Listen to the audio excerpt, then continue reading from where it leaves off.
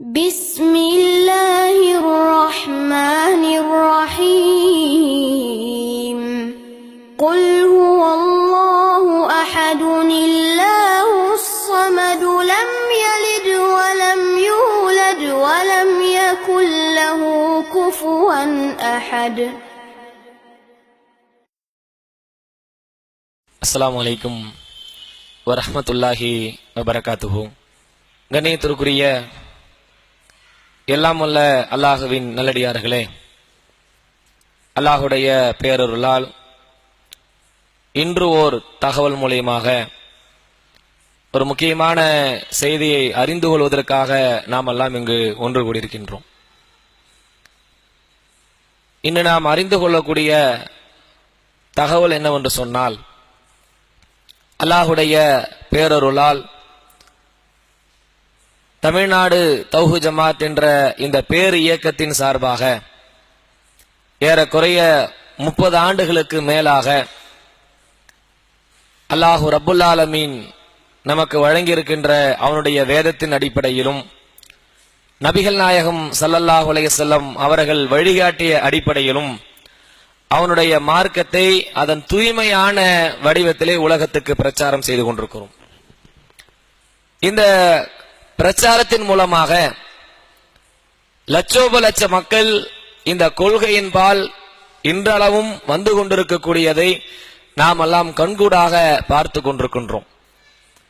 இந்த பிரச்சாரத்தை செய்யக்கூடிய ஒவ்வொரு நபர்களும், அவர்கள் உறுப்பினர்களாக இருந்தாலும், ஜமாத்தினுடைய நிர்வாக வட்டத்தில் இருந்தாலும், தாயிக்களாக இருந்தாலும், கவனிக்க வேண்டிய மிக முக்கியமான ஒரு அம்சத்தை நாம் கவனிக்க கடமைப்பட்டிருக்கின்றோம். ஏனென்றால் நாம் செய்கின்ற இந்த ஏகத்துவ கொள்கையும் தூதுத்துவ செய்தியும் உலகத்திற்கு எடுத்து சொல்லுகின்ற இந்த பிரச்சார பணி என்பது மக்களை இந்த கொள்கையின்பால் நாளுக்கு நாள் ஈர்க்கக்கூடியதாகவும் வென்றெடுக்கக்கூடியதாகவும் இன்னும் மக்களை வளர்க்கக்கூடியதுமாக அது இருக்க வேண்டும். நாம் செய்கின்ற பிரச்சாரத்தின் மூலமாக யாரும் வெறுப்படைந்து விரண்டோடக்கூடிய நிலையை நாம் ஏற்படுத்திவிடக் கூடாது.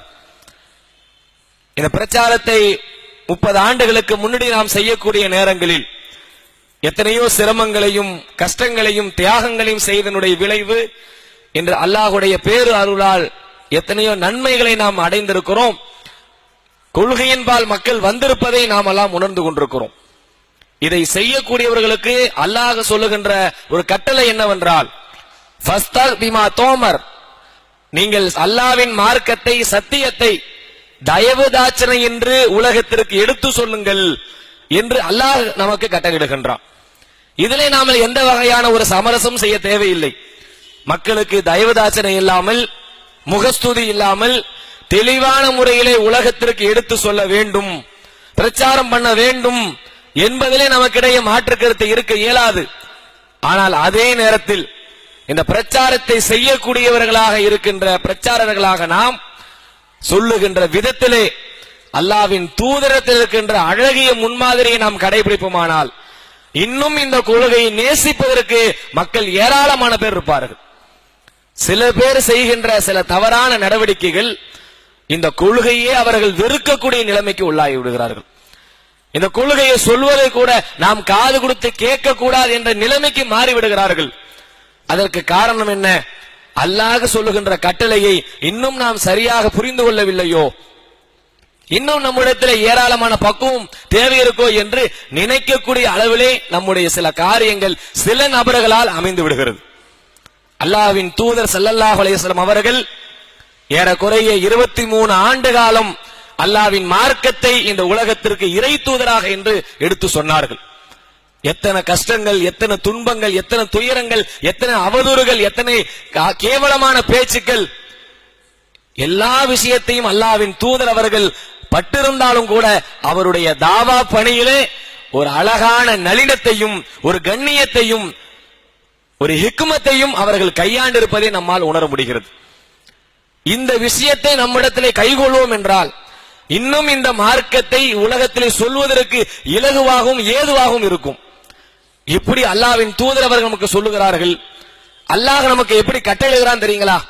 நீங்கள் மார்க்கத்தை உலகத்திற்கு சொல்லக்கூடிய நேரத்தில் இறைவன் நமக்கு அழகான ஒரு போதனையை திருக்குர்ஆன் இடுகிறான்.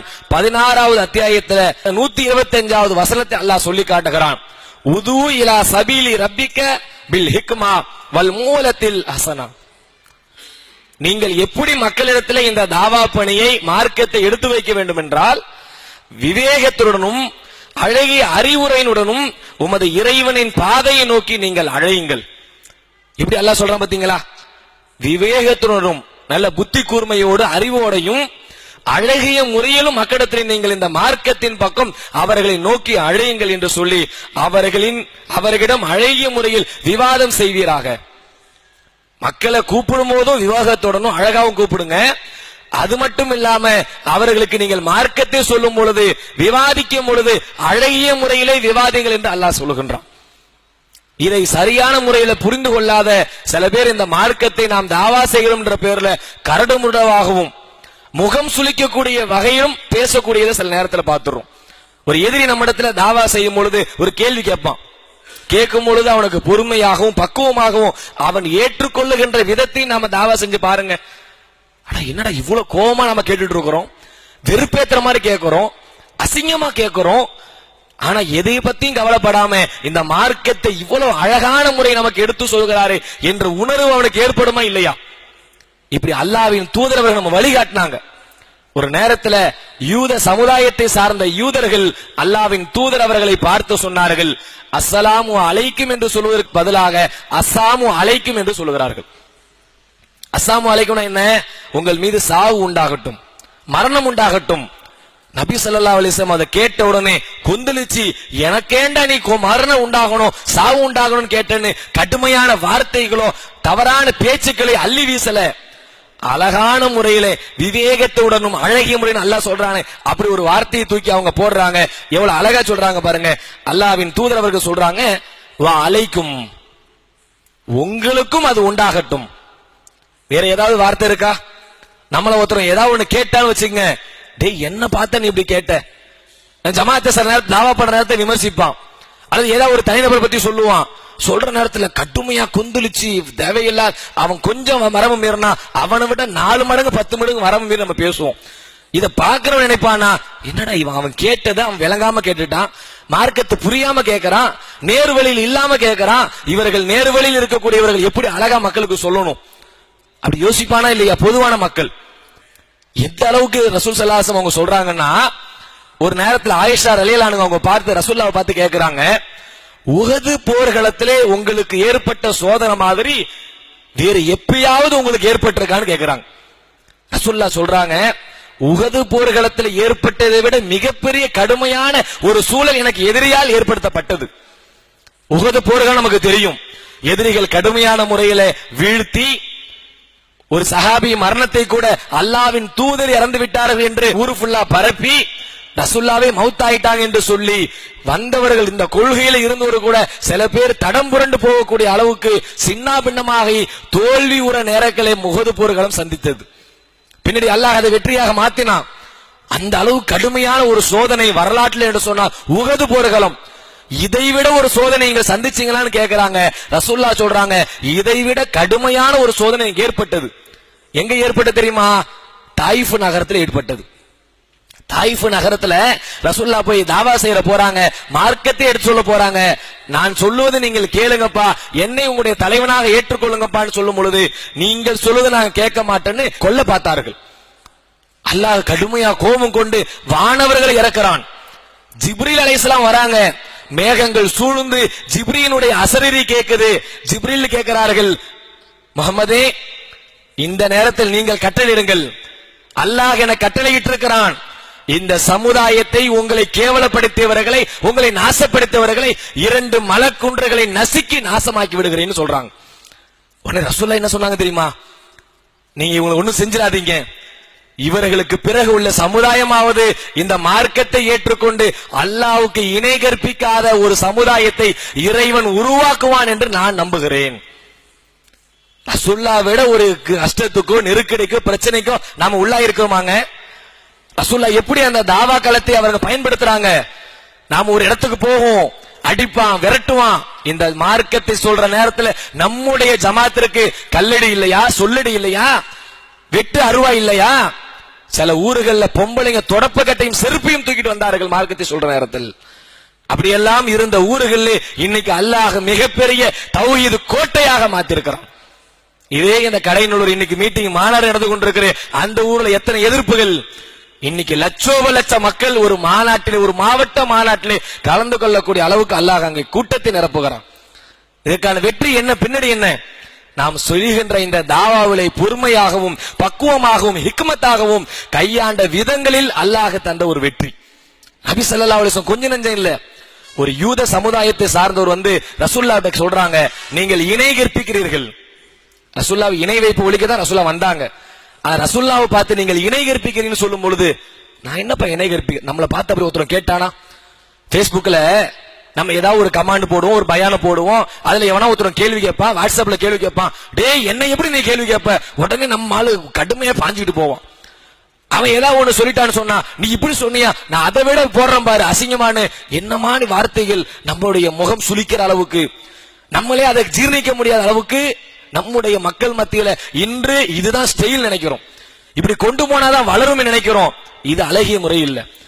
ஆனா ரசூலுல்லாஹ்ட்ட வந்து கேக்குறாங்க, யூத சமுதாயத்தை சார்ந்தவர், நீங்கள் இணை கற்பிக்கிறீங்கன்னு சொல்ற நேரத்துல, நான் என்னப்பா இணை கற்பிச்சேன், என்ன அப்படி செஞ்சுட்டேன்?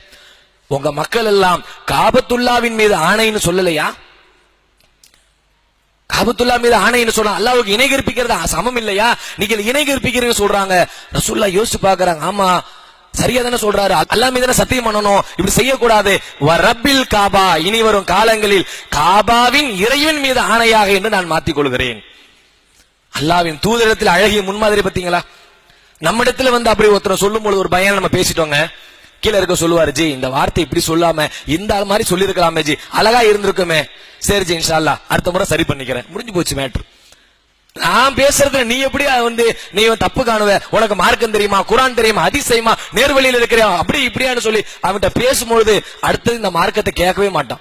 இவங்க இப்படிதான் ஒரு தலகணம் முடிச்சு ஆடுவாங்க, இவங்கள்ட்ட மார்க்கத்தை சொல்ல முடியாதுன்னு போவானா இல்லையா? அப்ப இந்த மாதிரியான விஷயங்களை எல்லாம் நாம் கையாளாமல் இந்த மார்க்கத்தை சொல்லக்கூடிய நாம் அழகான முறையிலும் ஹிக்மத்தான முறையிலும் ரசூல் ஸல்லல்லாஹு அலைஹி வஸல்லம் அவர்கள் வழிகாட்டி அடிப்படையிலும் இந்த மார்க்கத்தை நாம் எடுத்து மக்களுக்கு சொல்லுவோம் என்று சொன்னால், நிச்சயமாக இந்த மார்க்கத்தினுடைய வளர்ச்சி இன்னும் அபரிவிதமான அடிப்படையில், இன்னும் அல்லாஹ் பன்மடங்கு சிறப்பான முறையிலும் வளர்ப்பான் என்பதிலே எந்த வகையான ஒரு மாற்று கருத்தும் இருக்காது.